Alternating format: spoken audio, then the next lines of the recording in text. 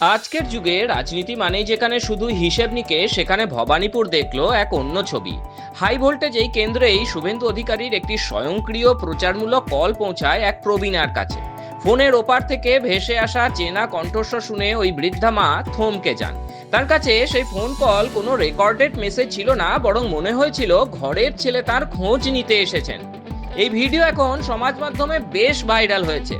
Viral হওয়া সেই মুহূর্তে দেখা যায় বিরোধী দলনেতার কণ্ঠ শুনেই প্রবীণার দুই চোখ ছলছল করছে।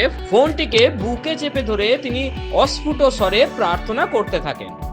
দু হাত তুলে বারবার আশীর্বাদ করেন তিনি শুভেন্দু অধিকারীকে। তার প্রার্থনায় কোনো দাবি ছিল না, ছিল কেবল শুভেন্দু অধিকারীর সুস্থতা, নিরাপত্তা আর দীর্ঘায়ুর প্রার্থনা। দেখুন সেই আবেগঘন মুহূর্ত। বন্দে মাতরম। নমস্কার, আমি আপনাদের শুভেন্দু অধিকারী।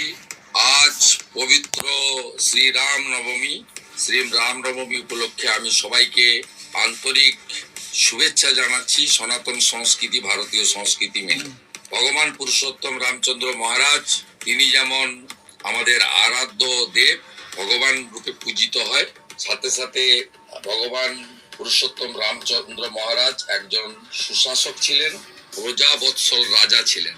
আসুন আমরা শুভ রামনবমীর দিন প্রতিজ্ঞাবদ্ধ হয়ে পশ্চিমবঙ্গে রাম রাজ্য তৈরি করব, যেখানে সেই রাজ্যের সমস্ত নাগরিকরা সুখে থাকবেন।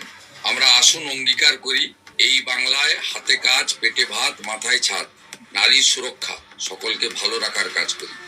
আজ গোটা পশ্চিমবঙ্গ জুড়ে, দার্জিলিং থেকে দীঘা, কোচবিহার থেকে কাকদ্বীপ, জয় শ্রীরামের ধ্বনিতে মুখরিত হোক। ভারত মাতা কি জয়।